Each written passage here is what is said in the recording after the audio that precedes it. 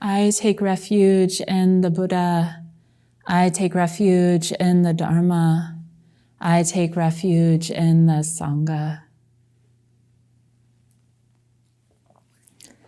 Good morning to those of you who are experiencing morning right now, and good afternoon or otherwise to those of you in different time zones. We are ending a retreat called Embracing Ourselves, Tending the World. Embracing Ourselves, Tending the World, which Jogen Sensei and I co-led. And during this retreat, we focused on the practices of metta, framed as kindness and openness. And many people echoed during the retreat the expectation that a loving kindness retreat would be relaxing, blissful, perhaps transcendent. And yet it is often so much more. We may have moments of transcendence, of big-heartedness, and moments where we're really meeting the challenge that actually opens the heart and lets us love more completely, more thoroughly, more of ourselves and more of others and the world. In the beginning of this retreat, each participant gave voice to their intentions for the weekend. And this is a ritual that we started since the age of Zoom to help create and foster a sense of community, because we've also often been practicing both residentially and then on Zoom, on people at home. And I found this really powerful, and I hope that we continue it, because the power of articulating intention, as we were discovering this month, as we focused on vows, really does orient the heart, really helps us clarify what we're doing here and remind us of deep intention. So at the beginning of each meditation session, Jogen and I re-emphasize that coming back in contact and connection with intention. But during the opening ceremony, people gave voice to wanting to practice gentleness, openness, unconditional love, to dissolve the barriers to love, to have compassion for themselves and others, to accept themselves, and derivations of those things. And all of these are such powerful intentions. I kept using the word during the retreat, radical intentions. Radical, getting to the root of what this human life is all about. I think one thing we don't realize when we set such deep and clear intentions like these is that we summon all the factors, challenges, voices, energies that we have deemed unlovable, unkind, harsh, closed, that we haven't wanted to feel, to experience. In order to dissolve the barriers of love, we must actually meet those barriers head on, face on, directly, and see what they're made of. Really know their essence. In order to practice openness, we must feel and see the ways that the heart-mind closes. For this is exactly the place that we learn how to open. It may be easy to be gentle with the gentle parts of ourselves, the parts that we like, the parts that we like to be seen as. It may be easy to open to the parts of us that are already open. And much more challenging is it to meet the angry, the critical, the sad, the numb, the bored. Yet when we practice to opening to these parts, we learn a lot about ourselves. First, we learn about our capacity to open. We discover what we're capable of feeling, of being with. We learn about edges, and edges are places of growth and learning. We learn perhaps about the openness of attention that is capable of bearing witness to the whole range of human experience. Perhaps we are able to step into that transpersonal aspect of openness. We learn that we're not solely the angry part, the closed part, the anxious part, the tension in the jaw, the pain in the knees. We are not solely the happy person either, nor are we the longing or the grief. All of it, the whole range, is part of us, part of this human life, and is moving through us. And all of it is part of this human life, which is not personal, although it has personal content. So it also enables us to open to the truth that everyone is experiencing, to some degree, that whole range of human experience. And the less awareness we have about it, the more we respond from our hurt, from our grief. And we see that that does hurt others. It can give us motivation to practice and compassion for others who are hurting and causing others pain. Openness is not the opposite of closedness, tension, hate. Openness can coexist with closedness, tension, hate, can embrace it. I want to read the full poem by Naomi Shihab Nye, the poem called Kindness, where I think she says very beautifully what I've been trying to say since I started opening my mouth this morning. Kindness. Before you know what kindness really is, you must lose things. Feel the future dissolve in a moment like salt in a weakened broth. Before you know what kindness really is, you must lose things. Feel the future dissolve in a moment. Like salt in a weakened broth, what you held in your hand, what you counted and carefully saved, all this must go.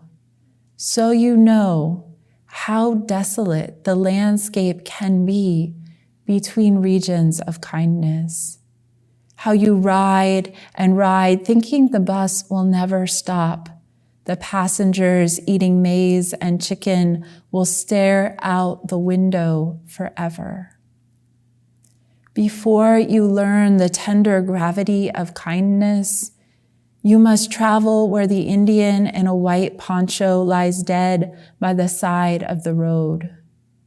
You must see how this could be you and how he too was someone who journeyed through the night with plans and the simple breath that kept him alive. Before you know kindness as the deepest thing inside, you must know sorrow as the other deepest thing. You must wake with sorrow. You must speak to it till your voice catches the thread of all sorrows. You must speak to it until your voice catches the thread of all sorrows, and you see the size of the cloth. Then it is only kindness that makes sense anymore. Only kindness that ties your shoes and sends you out into the day to gaze at bread. Only kindness that raises its head from the crowd of the world to say, "It is I you have been looking for," and then goes with you everywhere, like a shadow, like a friend. So many people spoke during this retreat about the harrowing nature of loving kindness practice, of compassion practice, how it does bring us to our knees to feel so deeply the sorrow that we contain in our own life and memories, but also in the world. Jogen Sensei was invoking the grandmotherly archetype as an access point for cultivating loving kindness. And this is one of Dogen Zenji's 3 minds, or 3 awarenesses, or 3 attitudes of a tenzo, the head cook at the monastery. And I find that Dogen's instructions to the tenzo, to the head cook, are pointing at 3 ways that we can practice loving kindness both on the meditation cushion and also in our everyday life. This the tenzo at the monastery often wasn't in the meditation hall very much. Their job was to prepare meals for the whole community, and sometimes that community was thousands of monks. So they had to develop the ability to practice in activity, in great responsibility. So these 3 minds, which are kind mind or grandmotherly mind, great mind, and joyful mind, can be accessed, cultivated on the meditation cushion, but then also in our lives, planning and cooking meals, tending to household chores, engaged in business endeavors, computer work, any kind of relationship, caretaking a child. So I want to talk about these 3 minds as we transition out of the loving kindness retreat and into the retreat of life. These 3 attitudes are perspectives that we have access to in regards to our experience. So in the example of kind mind or grandmotherly mind, we learn to parent ourselves. We hone that capacity to be kind, to be ideal parents to ourselves, and then to see how that extends out to objects that we're working with, to family members, into all of our relationships. What are some other qualities of the archetypal grandmother? So maybe your grandmother wasn't particularly kind or generous, or maybe you never met your own grandmother, but perhaps you have an experience or an impression of that archetypal grandmother, someone who is generous, soft. Maybe they have a big open lap that you can snuggle on. Maybe they're a warm embrace, or someone whose presence just invokes a sense of non-judgmental presence, non-judgmental love, or a sense of welcome. We can learn to be this for ourselves, and that is part of what we were doing during this retreat. Jogen gave us a new phrasing on the metta prayers, inviting us to send metta to the body, to the mind, to the heart, and to parts of ourselves. So instead of using the I phrase, he really broke it down for us into all of these ways that we experience I, or myself, right? And people often have a hard time with the I phrase. So this was interesting because a lot of people found it really helpful. So one way is to do it by parts. So recognizing, the inner critic is present, and sending loving kindness to the critical part. May you be happy, inner critic. May you be truly happy. or someone named the busybody. Busybody, may you find ease. Or perhaps we have tension in the back. Back, may you be free from tension. Mind, may you be free from confusion. And so in this way, we're invited to find phrasing that really speaks to our own direct experience, and perhaps the obstacles in our own direct experience, or the places within us that are in need of love, in need of kindness, in need of a grandmotherly embrace. And then we can give these to ourselves through these kind words or intentions. We can bring this generous, loving presence to our entire inner experience, inner community. We were using that word or that phrase, inner community. One way I was thinking of working with a grandmotherly heart was, have you ever had an experience of feeling totally a mess? And you go to someone and they just don't buy it. Like, you're complaining, you're talking about all your issues, your problems, and you kind of want them to give you some feedback, yeah, that really does suck. You really are having a hard time, or something like that. And instead, they just are disarmingly kind and caring, but don't engage with your mess. They just listen. And their presence is non-judgmental. They just kind of let you do your thing. You're whining, you're complaining, and they just sit there. And perhaps they smile or offer you some coffee or cookie. Their presence is this embrace, it's okay.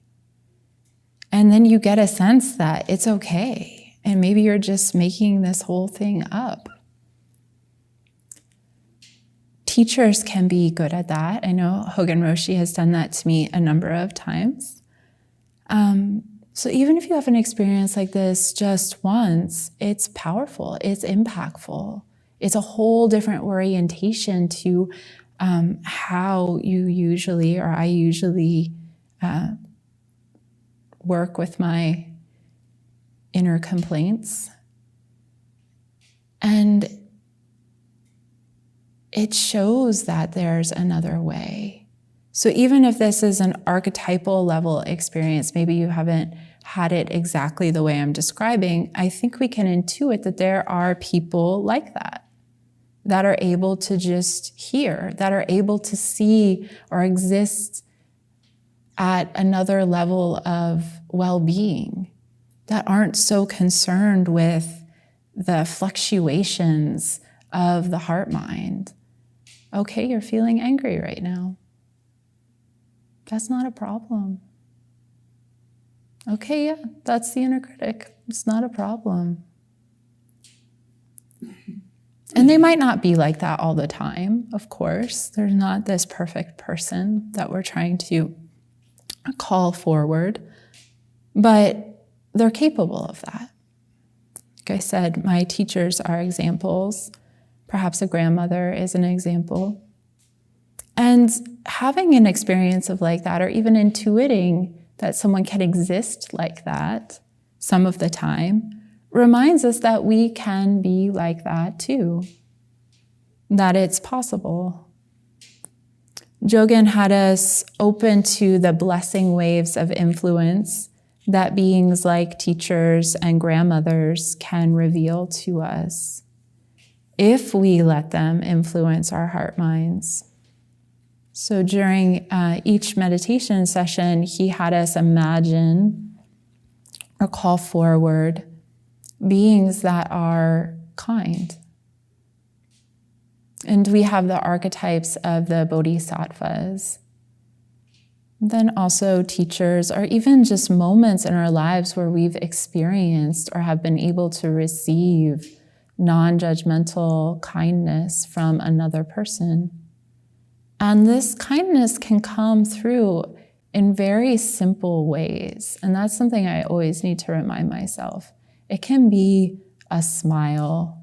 It can be a generous act. It can be a kind word. It can be a compliment.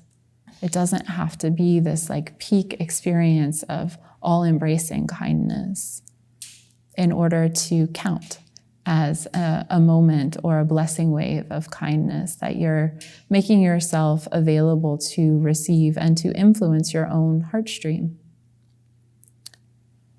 I've found that learning to receive kindness can be more challenging than offering it. And I don't know at the deepest level if that's true, but it can feel true on the surface. How many times a day is kindness being offered?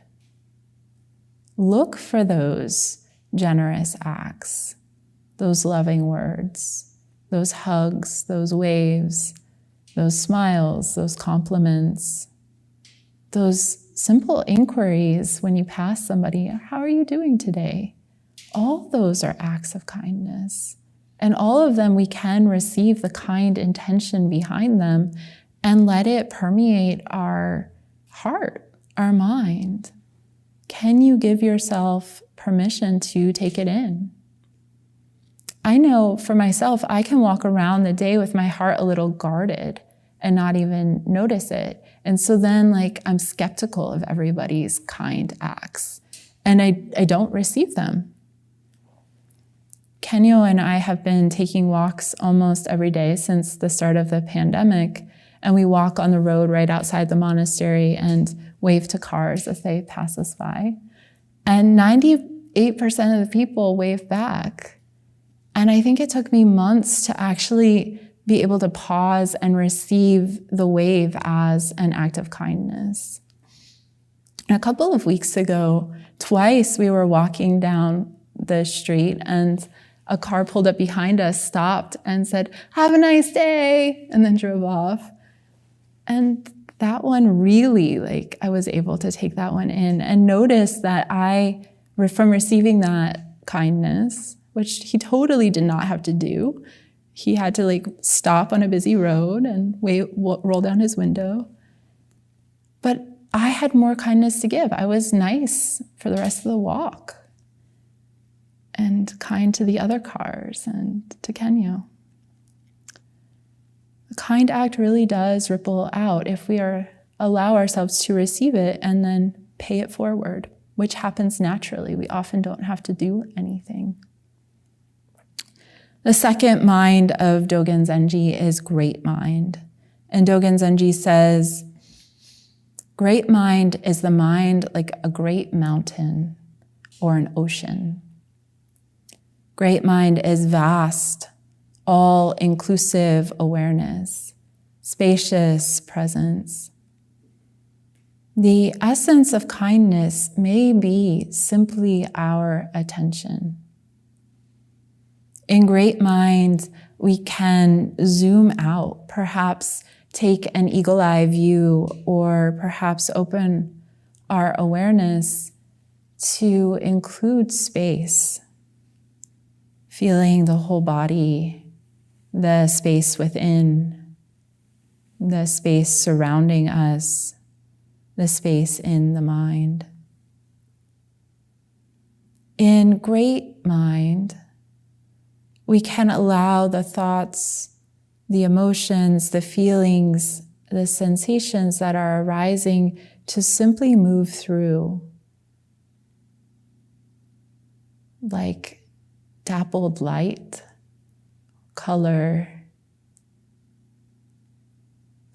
tiny touches, just appearing, revealing, evolving, and changing. Great mind helps us see that we are not any of it.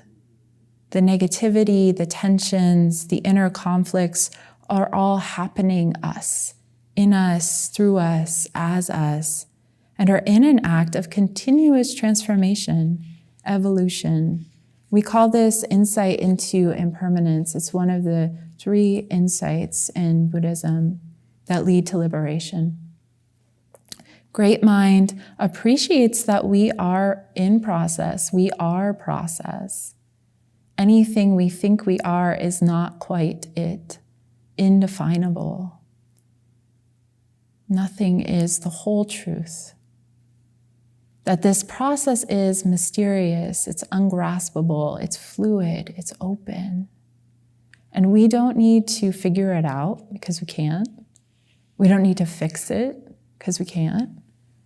We don't need to make a kinder or better version of ourselves.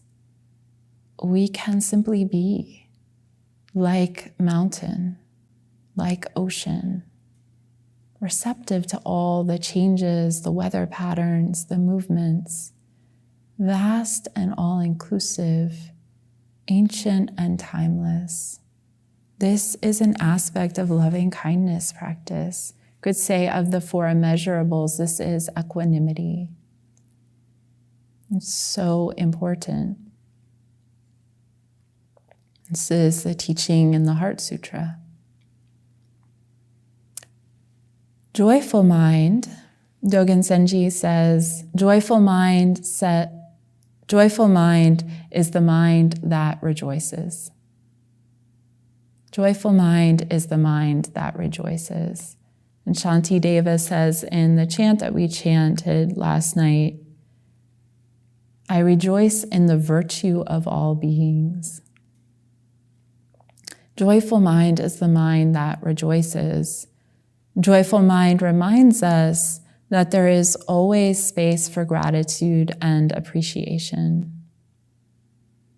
So whenever the mind gets into a tunnel vision about a particular pain or criticism or judgment or thought about ourselves or someone else, joyful mind is the one that's knocking on the heart, or like Shokan said, whispering like a parrot on the shoulder, yes.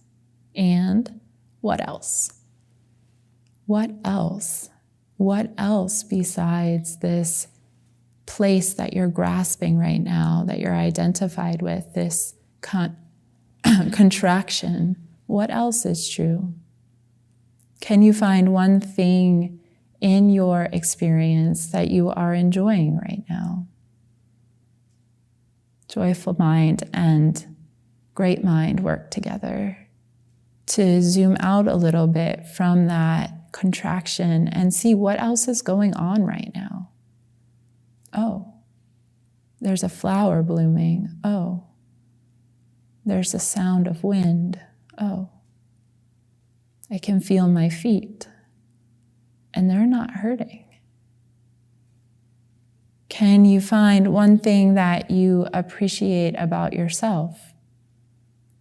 Or one thing that you appreciate about the person that you're having judgments or critical thoughts about? This is powerful.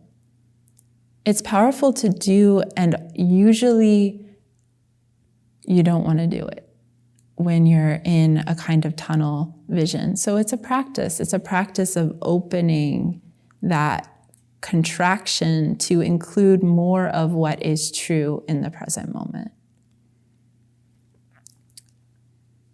One thing that maybe instead of joyful, that's making you feel joyful or that you appreciate, you could even say one thing that's neutral right now as like a little baby step to the side of negativity or criticism. One thing that is just okay, or perhaps going well. It reminds us that usually the sensations in the feet are fine, or one or two of the sensations in the feet are fine, or that the blood in the veins is flowing fine, or that the breath or the sounds in the room are doing just fine. And probably before you looked, you didn't even notice them. They were doing that fine. Joyful mind invites us to bring joy into our lives, which as Jogen Sensei phrased one of the traditional metta prayers as, may I protect my happiness. May I protect my happiness. That joy actually is a choice, and we can protect it, and we actually need to practice protecting it. One simple way to bring joy online is to practice this subtle smile in meditation, and I encourage outside of the meditation hall as well. Joy, happiness, appreciation, all these aspects of joyful mind keep the heart resilient. They are crucial for our well-being. And as many people noticed, when our well-being is supported, when we're doing things to nurture well-being within ourselves, naturally it flows outward. It flows into our relationships. It flows into our work. It flows into the world, into our lives, without us having to do much to make it happen. When we are genuinely happy, or even practicing happiness, and see, is there much of a distinction there? When we are genuinely happy or practicing happiness, kindness, presence, people can, animals can, plants can feel it. Perhaps even what we call inanimate objects can feel it. I'm thinking about the studies of water, and who knows if this has been disproven, but that Masaru Emoto conducted, where he discovered that crystals formed in frozen water reveal changes when specific concentrated thoughts were directed towards them. So he found, and he took pictures of this, that water from clear springs or water that had been exposed to loving words shows brilliant, complex, and colorful snowflake patterns. And then in contrast, water exposed to negative thoughts forms incomplete, asymmetrical patterns, full of dull colors. Similar studies have been shown regarding plants' receptivity to loving attention. Similarly, I think we can experience this subjectively, that in our lives, when we are embodying kindness, objects, people respond to our kind attention. They feel enlivened by our kindness. When I see that my life is not separate from the life of this floor or these clothes or this paper, mutuality and receptivity opens up. Gratitude and appreciation open up. And perhaps I'm more available to receive kindness, the kindnesses that are being offered by floor, walls, ceiling, light. Perhaps the community that I am a part of is much bigger than the human community. And that kindness is a language that we can speak together and receive from each other. And in a way, then, even when we're alone from other humans, there's still kindness and relationship. Well, I invite everyone to really study kindness in these three minds: kind or grandmotherly mind, great mind, joyful mind. Notice where you receive kindness openly and where the barriers to giving and receiving it might be. Kind mind, great mind, joyful mind, these are all aspects of loving kindness. It takes time to cultivate them. One weekend retreat may open up a lot, may reveal a lot of your capacity for kindness, the depth of kindness, the capacity to feel deeply the emotions that have been moving through. And yet, we need to continue. We need to practice every day, throughout the day, to keep it alive. And with practice, they grow, stabilize, integrate, and become your mind. And then you are the grandmother that we can come and visit and throw a tantrum, and you'll just say, "You're fine. Love, you're fine." So may we be the best grandmother we can be.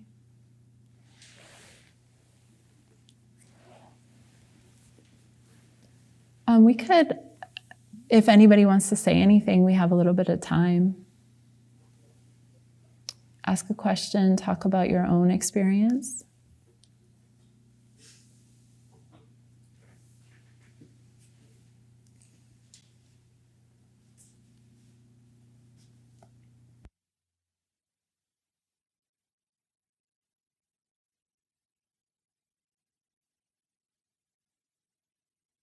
Are these three minds, three different minds? I think we can practice them in distinct ways, and it's helpful, I think, to divide them up in that way, like, oh, this is the mind of equanimity. I'm practicing spaciousness right now. Or developing the capacity to parent ourselves, like I was saying, in the kind mind. Or practice joy in that way of, when I notice that I'm stuck, I can find something joyful. So those are all like ways of practicing these, what seems like three distinct aspects of mind. But no, they're not separate. And if we practice one, usually we have access to the other two. And maybe not. We can practice spaciousness in a way that it becomes a kind of cool indifference. And so if it's not infused with also this grandmotherly or kind mind, we can be kind of cool, spacious, floating around beings. But we infuse practice with kindness by taking the bodhisattva vow, by living in community. So we practice it even if we're not like distinctly saying, okay, now I'm practicing kind mind. But I think they do balance each other, and we can get off balance. And we know people who've been off balance, and we probably know it in ourselves as well, that having them as distinct minds, or they're, another way of saying the four immeasurables, which is equanimity, loving kindness, compassion, and sympathetic joy, which we name as four distinct aspects of the heart and can train in all of those aspects. And I think if we practice each of them genuinely, they open to each other and reveal each other.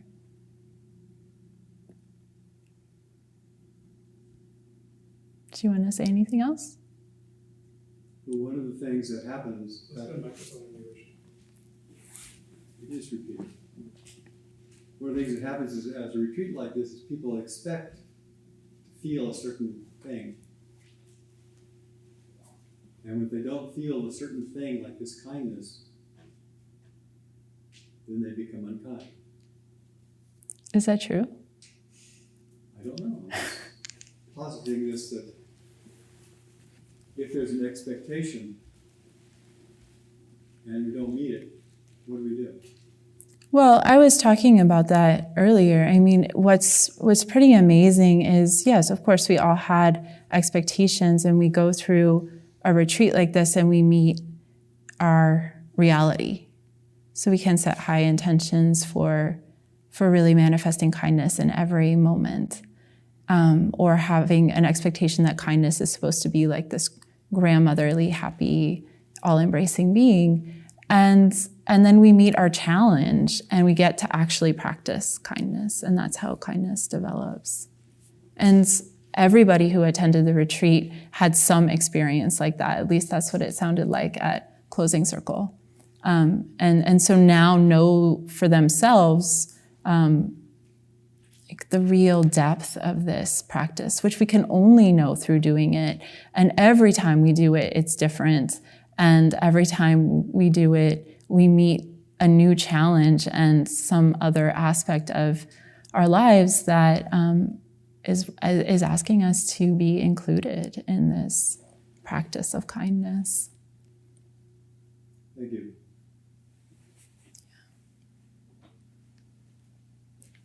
Shall we make some vows?